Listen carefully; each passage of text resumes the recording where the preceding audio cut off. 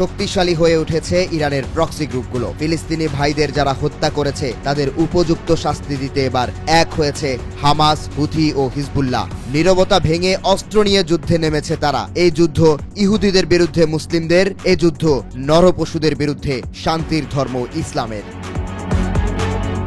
মাথায় আরবি হরফে লেখা কাপড়, কাঁধে রাইফেল, লক্ষ্য ইসরায়েলি হায়নাদের বুক। সেই তাড়না থেকে ইসরায়েলকে লক্ষ্য করে গত কয়েকদিন ধরেই বড় ধরনের আক্রমণ করছে ইরানপন্থী হামাস, হিজবুল্লাহ ও হুথি।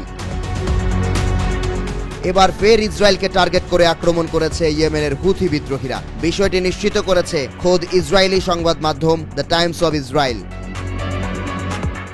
খবরে বলা হয়, স্থানীয় সময় রোববার সকাল 7:30টার দিকে জরুরি সাইরেনের শব্দে কেঁপে ওঠে ইসরায়েল। ইয়েমেনের হামলা থেকে রক্ষা পেতে তেল আবিব ও জেরুজালেম সহ বেশ কয়েকটি শহরে সাইরেন বাজিয়ে সতর্ক করা হয় বাসিন্দাদের। সে সময় ভয়ে দিক বিদিক ছুটোছুটি শুরু করে ইহুদির দল। প্রাণ ভয়ে কি রেখে কি করবে সেই চিন্তায় দিশেহারা হয়ে পড়ে তারা।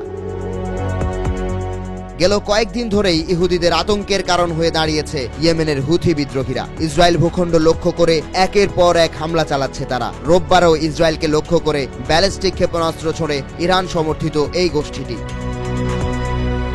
তবে হুথিদের ছোড়া ওই ক্ষেপণাস্ত্র ইসরায়েল ভূখণ্ডে আঘাত করার আগেই তা ভূপাতিত করার দাবি করে ইসরায়েলের প্রতিরক্ষা বিভাগ। আইডিএফ মুখপাত্র জানান, হুথিদের মিসাইল ভূপাতিত করা হয়েছে এবং তাদের এই হামলায় কোনো ধরনের হতাহত হয়নি।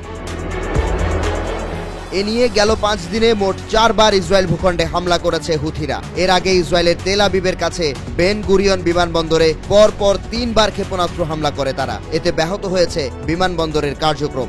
এমনকি ইসরায়েলের এই বিমানবন্দর গুড়িয়ে দেওয়ারও হুঁশিয়ারি দেয় ইয়েমেনের প্রতিরোধ যোদ্ধারা।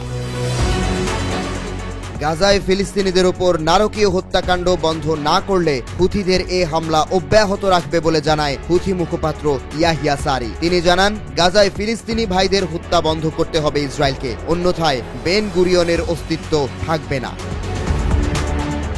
ইসরায়েলের পাশাপাশি লোহিত সাগরেও মার্কিন যুদ্ধ জাহাজে ড্রোন হামলা করেছে ইয়েমেনের ইসলামিক যোদ্ধারা। মার্কিন বিমানবাহী রণতরী ইউএসএস হ্যারি ট্রুম্যানে আক্রমণ করে তারা।